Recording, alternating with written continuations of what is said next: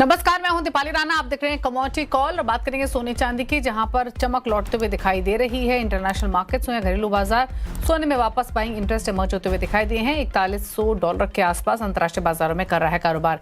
क्या रणनीति होनी चाहिए, यहां से इस पर करेंगे बात करेंगे कच्चे तेल की, जहां पर नरमी देखने को मिली है। इंटरनेशनल मार्केट्स में जो ब्रेंट है वो $70 के नीचे स्लिप होता हुआ दिखाई दिया, उन्हीं लेवल्स के आसपास ट्रेड कर रहा है। क्या यहाँ से प्राइसेस और नीचे आएंगे, इन सब पर करेंगे फोकस। हमारे साथ है विघ्नहर्ता गोल्ड के फाउंडर और सीईओ महेंद्र लुनिया, साथ ही एलएनपी एडवाइजरी सर्विसेज के रिसर्च एनालिस्ट भूपेश शर्मा हमारे साथ बने हुए हैं। आप दोनों का ही स्वागत है शो में। महेंद्र जी नमस्कार। पहले राय आपसे, सोने पर प्राइसेस को लेकर क्या राय है? ये जो प्राइसेस में हम थोड़ा सा ठहराव वापस आते हुए देख रहे हैं, कैसे देखते हैं आप? क्या रेंज आप देख रहे हैं नियर टर्म में, और प्राइस आउटलुक क्या है? क्योंकि एक सवाल सबके मन में है सोने को लेकर कि क्या भाव यहाँ से और नीचे आएंगे, क्या सोना यहाँ से और सस्ता होगा? क्या राय है आपकी? जैसे अगर आपने देखा रहेगा कल शाम को जैसे ही डेटा आ गया, उसके बाद गोल्ड में एक रौनक लौट आई और फिर से रेट 1,40,000 से लेकर आज 1,44 तक चले गए हैं। और आज शाम के भी जो आंकड़े हैं वो थोड़े से निगेटिव रहने की संभावना है, तो उसके कारण फिर से एक बार गोल्ड को थोड़ा सा पुश मिलने की संभावना है। हो सकता है एक बार गोल्ड आपको 1,45,000 1,46,000 तक दिखे, लेकिन ये हो सकता है कि यहाँ पर आप अगर ट्रेडर हो तो आप वहां पर से निकलने की कोशिश कर सकते हो। ड्रॉप डाउन में मुझे नहीं लगता कि 1,36,37,000 के नीचे जाएगा, क्योंकि यहाँ पर एक बहुत अच्छा सपोर्ट कंटिन्यूअसली बना हुआ है और लोगों की डिमांड भी आ जाती है। इन्वेस्टमेंट के हिसाब से यहाँ पर डिमांड आने के कारण ये चीजें बहुत यानी कि नीचे नहीं जा रही है। सभी चीजें अगर सभी फ्रंट पे अब ऐसा हो गया है कि लोगों ने ये मान लिया है कि ये चीजें बदलने वाले नहीं है ज्यादा। तो इसके कारण बस अभी जो आंकड़े आ रहे हैं वही यूएस के हो, इनके आंकड़े ही सिर्फ आपको मार्केट में मूवमेंट दे रहे हैं। तो मुझे नहीं लगता कि बहुत ज्यादा गिरने की संभावना है, लेकिन अगर आप लॉन्गर टर्म व्यू लेके जा रहे हो तो ये बहुत अच्छा टाइम है लोगों को इन्वेस्टमेंट करने का। यहाँ पर लोगों ने इन्वेस्टमेंट करनी चाहिए। 1 साल, 2 साल या 3 साल का अगर आप नज़रिया रखते हो, तो बहुत, बहुत अच्छा रिटर्न्स मिलेगा। साथ ही फिजिकल मार्केट में किस तरीके का एक्शन है महेंद्र जी? खरीदारी इन स्तरों पर इमर्ज हुई है, थोड़ी बहुत सुधार देखने को मिला है या फिर नहीं? लाइट वेट ज्वेलरी में आप देख सकते हो कि लोग आके देख रहे हैं थोड़ा बहुत, लेकिन जिनको खरीदना है शादी के लिए वगैरह, वही चीज़ आ रही है। क्योंकि अपने सबसे बड़े इन्फ्लुएंसर मोदी साहब ने इम्पोर्ट ड्यूटी यानी कि सॉरी इम्पोर्ट घटाने के लिए उन्होंने कहा था, तो उसका एक असर मार्केट में दिख रहा है। जैसे लोगों की खरीदारी बहुत कम हुई है। यस, मैं ये कहूँगा कि 40-50% तक कम हुई है, जिसके कारण वो रौनक शॉप में की चली गई है। हाँ, लेकिन जो लोग निवेशक है, वो कहीं पे रुक नहीं रहे। अगर आप देखते हो गोल्ड ईटीएफ में या हमारे डिजिटल गोल्ड में यहाँ पे काफ़ी सारी डिमांड उभर के आ रही है कंटिन्यूअसली। फिजिकल गोल्ड में डिमांड गहनों की कम होती जा रही है थोड़ी-सी। ओके, और यहाँ से आगे के लिए डिमांड इंप्रूवमेंट कैसे एंटिसिपेट कर रहे हैं, कंसीडरिंग प्राइसेस को लेकर थोड़ा सा ठहराव एक्सपेक्ट किया जा रहा है?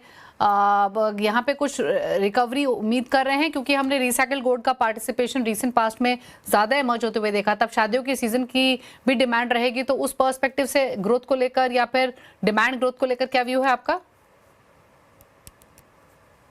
ये क्वेश्चन मेरे लिए था? जी हेलो। जी महेंद्र जी, आपके लिए था। जी, आइए। हाँ, मैं ठहराव देख रहा हूँ यहाँ पे। हो सकता है कि एक आध महीने के लिए आपको यहाँ पे रेट 1,45,000 1,40,000 के दरमियान घूमते हुए दिखे। लेकिन एक आध महीने के बाद हो सकता है कि बहुत अच्छा मूव चला आए और गोल्ड के प्राइजेस आगे चले जाए। मैं इसे ईयर एंड तक की अगर बात करूँ, तो हो सकता है, मुझे ऐसा लगता है कि 1,65,000 1,70,000 के रेट फिर से एक बार आपने को देखने को मिल सकते हैं। क्योंकि काफ़ी सारे नेगेटिव चीज़ें भी कहीं न कहीं पुट अप हो रही है, बनने की तैयारी में है, जो होने के बाद हो सकता है कि गोल्ड में फिर से एक बार आपको उछाल देखने को मिले। जो हमने अभी-अभी देखा 4,000 के नीचे डॉलर टर्म में गोल्ड टिक नहीं पा रहा है, इमीडिएटली वहाँ पे डिमांड आ रही है। तो ये चीजें कहीं ना कहीं संकेत दे रही है।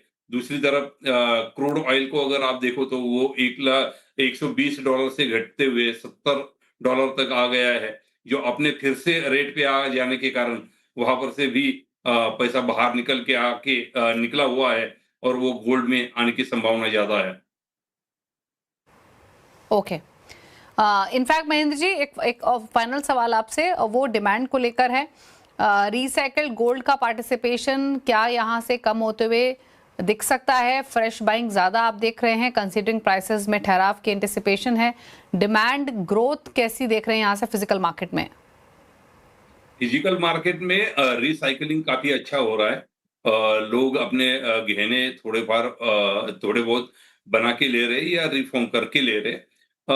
Physical demand investment point of view से थोड़ी सी यहाँ पे बढ़ी हुई है, लेकिन डिजिटल फॉर्म में इसका बहुत अच्छा इम्पैक्ट दिख रहा है।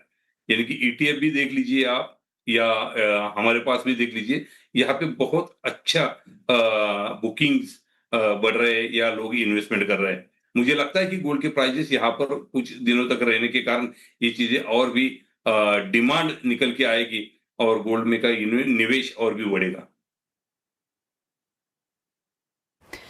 सोने के भाव को लेकर भूपेश, आपकी राय क्या है?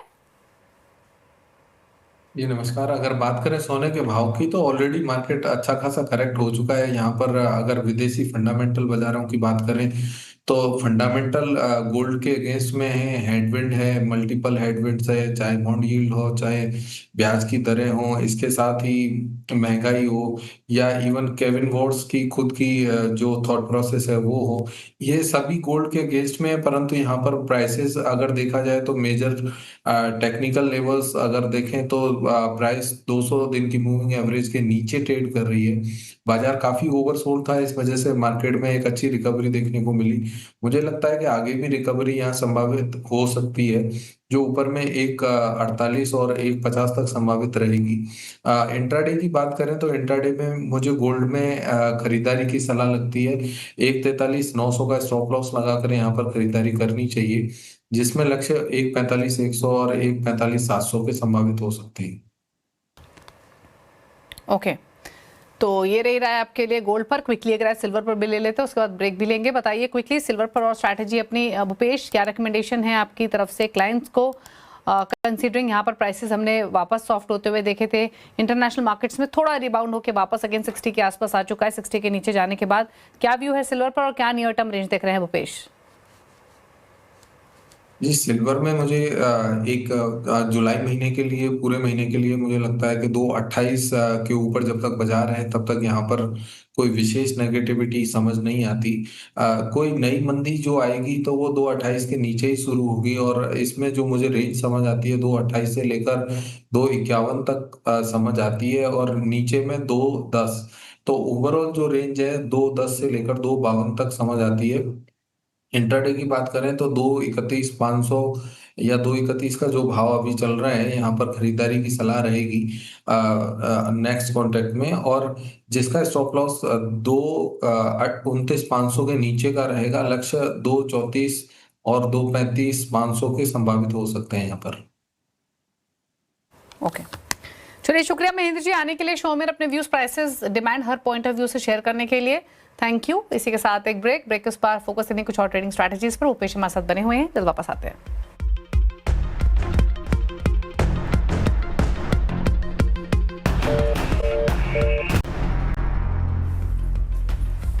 आप देख रहे हैं कमोडिटी कॉल। भूपेश शर्मा हमारे साथ बने हुए हैं, बात करते हैं ट्रेडिंग स्ट्रैटेजीज की। भूपेश बताइए पहले तो कुछ ट्रेड्स जो आपने आइडेंटिफाई किए हैं।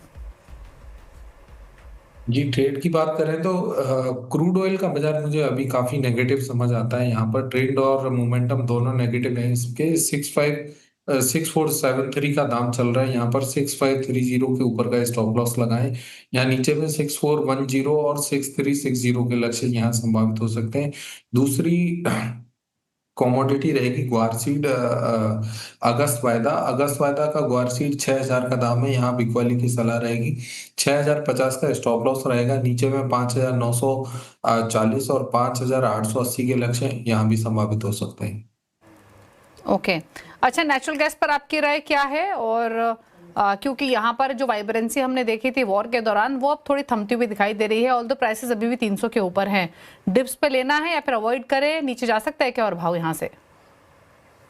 ये बिल्कुल अभी अवॉइड करना चाहिए बाजार। मुझे अभी बाजार एक दायरे में संभावित लगता है। इसमें नीचे के जो लेवल्स हैं वो 301 के, जिस लेवल पर विशेष फोकस रखना चाहिए। बाजार अभी 305 का है। इंट्राडे में बिकवाली की सलाह रहेगी, परंतु जिसका स्टॉप लॉस 307.50 का रहेगा।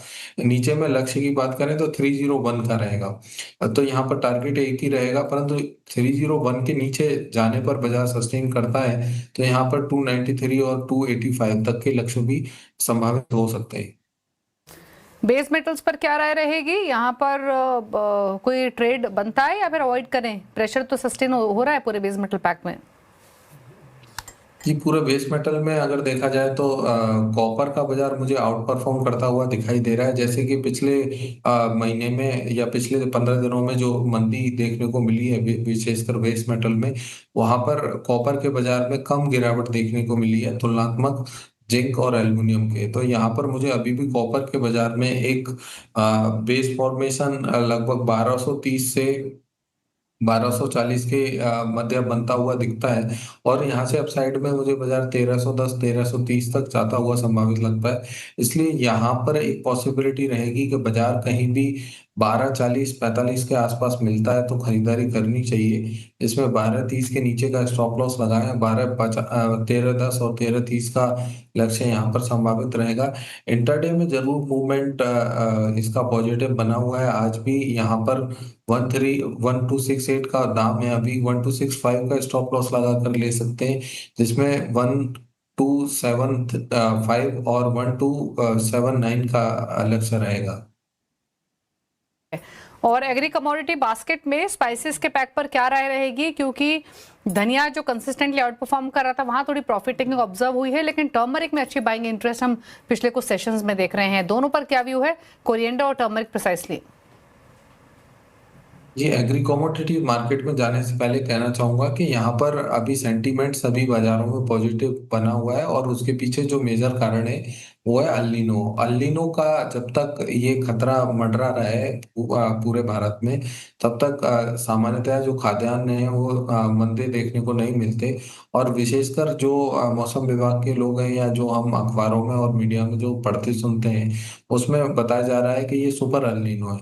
तो जब तक ये सुपर अल्नीनो का इफेक्ट रहेगा और बारिशें एक बार अच्छी नहीं होंगी, क्योंकि अभी तक सामान्य बारिशें कहीं भी देखने को नहीं मिली हैं, तो तब तक यहाँ पर सेंटीमेंट पॉजिटिव बना रहेगा। इसलिए किसी भी एग्री बाजार में ज्यादा बियरिश मोड में रहने की आवश्यकता नहीं रहनी चाहिए।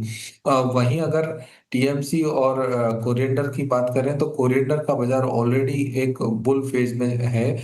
मार्केट ने काफी अच्छा परफॉर्म किया है पिछले कई महीनों में, और मुझे लगता है कि इसका ये जो बुल फेज है ये अभी भी जारी रहना चाहिए।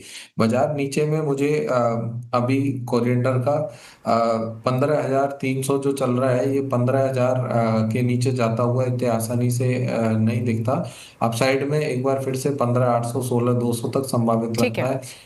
ओके जी, तो ये राय रही आपके लिए स्पाइसेस के पैक पर, स्पेशली कोरिएंडर 15,000 का एक इंपॉर्टेंट सपोर्ट।